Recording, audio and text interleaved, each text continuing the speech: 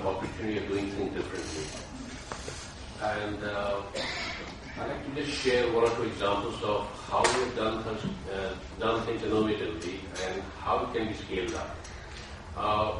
When you look at CSR, we said, yeah, you can think of 4 or 5 companies and the list dries up. How do we move to ISR, individual social responsibility? But if you ask people to do some social work, they'll ask you to go fly kites. So how do you make them do this innovatively? So what we did in the hotels was that we said that what is our core competency? We make good food, we deliver good service, we talk about safety, security, hygiene, and diplomacy. These very traits are required by a domestic health which works in your house. But the reality on the ground is that the domestic worker who works in our house comes from Jumritanai or Kumkonam, all lives in the seedy part of the city and are not conversant with the finer nuances of our homes. And there's a constant bickering between the lady of the house and the domestic health. And therefore, most of us are exploiting our domestic health. So we developed a program called Domestic Health Program, which is designed for the lady of the house. If the person reads that program, internalizes it, and enhances the knowledge of their own domestic health, then we are enhancing productivity. And it will help the lady of the house also, because today there are a lot of ladies who are working in the workplace, and half the time their mind is at home, and they're wondering whether the maid servant switched on the gas or not, or she washed her hands before feeding the child, and so on and so forth. The productivity of the lady is down in the workplace, and this kind of worry is there. Whereas if each lady of the house teaches their domestic health in a very structured manner how to handle the house, then the productivity of the maid servant will go up. Now apply this at a macro level. Just a few months back, when we didn't have the downturn, there was a shortage of masons, carpenters, and electricians. And even these trades, they are very, very poorly handled. If we can impart certification program for all these areas, and then export 7-8 crores of such people abroad, because there is a need for them. A year back, 2 years back, CI got a request for 40,000 construction laborers from Canada. Their condition was, we want certified people, and we failed flatly because we don't have a certification program from them. The point that I'm trying to make is that we need to have speed and scale, and that can happen if we leverage the 1 lakh STD booths we have in the country. Our 1 lakh STD booths in the country are dying for a cell phone. Can we rearm it with computers and load it with vocational training programs so that people who come from such area are armed with right knowledge and do the work properly? And also we need to take advantage of the demographic dividend we have in our country, vis-a-vis the graying population in America, European Union, and Japan. And then network at a macro level and engage these countries so that these workers are also allowed to enter in the country. These are the kind of steps that we need to take at micro level and macro level. And so far, I think in industry we have been just scraping the top of the barrel. And coming to Yusuf, I completely agree with you that CSR activity should not be torn down. But it's very important that if a company is doing some good work, it needs to spell out how that work is being done. Because there's a huge amount of ignorance on the methodology of putting things in place. And this knowledge is not shared. We go on talking till the cows came home. Thank you, Ranjan. One more term is added, like human capitalism. I think we are adding terms every year. So every organization is giving new names to the same thing which ideally should have been done by the organization.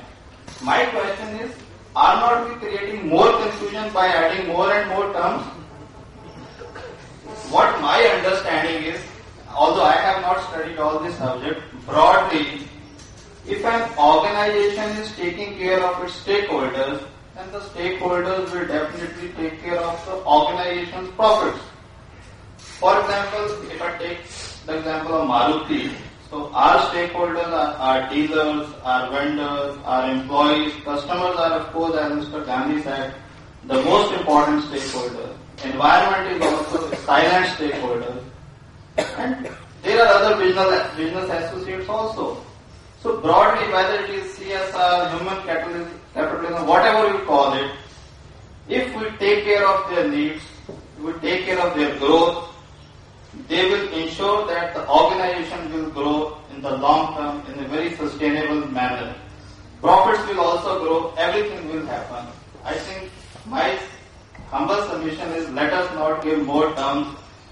do the job, the right job. Let us work for the sustainable growth of the stakeholders. They will take care of the company. 20 years ago, Maruti was market leader. When we started with this concept. We will take care of our dealers. We will partner with them. We will take care of our vendors. We will partner with them. We will support them financially if they are in financial need. So today, 20 years ago, when there were 4 or 5 automobile companies, today there are 15, 16 automobile companies. All the big global players are there in India. We are still market leaders. The same approach has been followed by Tata Motors. So they are doing very well. They are taking care of the stakeholders. I think let us focus more on what should be done and less on these terms. Thank you very much. Thank you very much. Just to kind of answer that, neither the concept of CSR. Unfortunately, the terms have not been unpacked in India. And the triple bottom line approach is basically saying that you need to take care of the financial bottom lines, and there's no two things about that. But you also need to take care of your environmental bottom line and your social bottom line. And that is what the humane capitalism concept is all about. It's age-old. I mean, it's not a new term at all. It's probably not come into the Indian realm because we have been talking about CSR, a checkbook philanthropy. That's what it is, So we try to go beyond that, and we try to say, how do you make it an integral part of your business model? For example, Amway started with the whole idea of compassionate capitalism. The whole idea of starting the business was to say that how can we make a difference to society? On the other hand, you have people who are capitalists who say, okay, now that you've reached somewhere and made a lot of money, now let's see what we can do in terms of giving some money back to society. So there are two different things, and I think that's the gap that we need to bridge.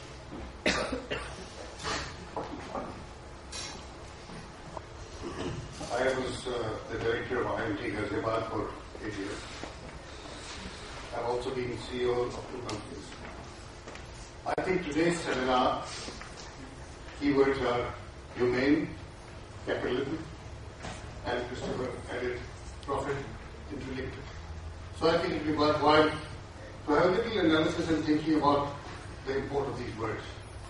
When we say humane, it means, I presume, humane means kind, generous, thoughtful, decent with people in society. I'd like to say, first and foremost, to your own self. Capitalism, I think, as I understand it, has been defined, is not only ownership of money.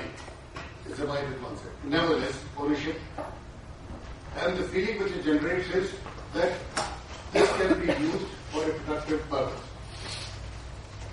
It can be stimulates innovation, competition, and things like that. Well, we come to the key word in capitalism is profit. Now, profit means profit for what purpose? We have different examples of profit. So we should go a little into inner human motivation. What drives us? For instance, owners of capital, at least in the first generation of great capital, are people of great strength, great capabilities of different kinds. But we also know that heart of hearts, consciously or unconsciously, all that are referred of, especially intelligent people, consciously, and lesser people, unconsciously, is to find happiness. Now we have models of Warren Buffett, we have Bill Gates, who made huge amount of money. Great accumulation of capital. What did they do? We have also different examples of people who lavish things. We talked about growth of capitalism in America. We have sharing example of Vanderbilt brothers. I've seen photographs of the 2 brothers being led handcuffed. They went to university. So I think finally we should get back, particularly when we are talking in an educational institution, of what do human beings want and how to tap that. We all want to work for it, and as you rightly said, will I make a profit in this or not? We should ask this question. Will this make me happy? Will it make me happy or not? Yes, sure. So I think that's a platform on which we should do, and we should analyze and think about these words. Only then we can come to a proper analysis and benefit from it. Thank you. Thank you very much, sir. Trying to figure out as to how we go beyond just understanding what profits and things like that are. And just to give you an example, I talked to the the cola example. This is not about the pesticide issue.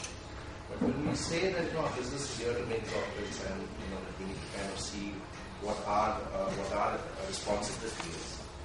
The Coca-Cola company, this is a global outcry which is about the groundwater issue.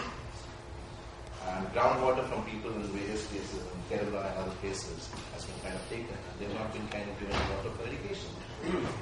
So while I love the product Coca-Cola, there is an issue because on one side you do CSR, which is kind of to set up vending machines to kind of sell colas to people who are disabled. On the other side, you're kind of taking the livelihood of farmers who use their water for irrigation. So how do you kind of bridge that gap? That's where I think you need to go just beyond a few stakeholders which the company is kind of trying to address.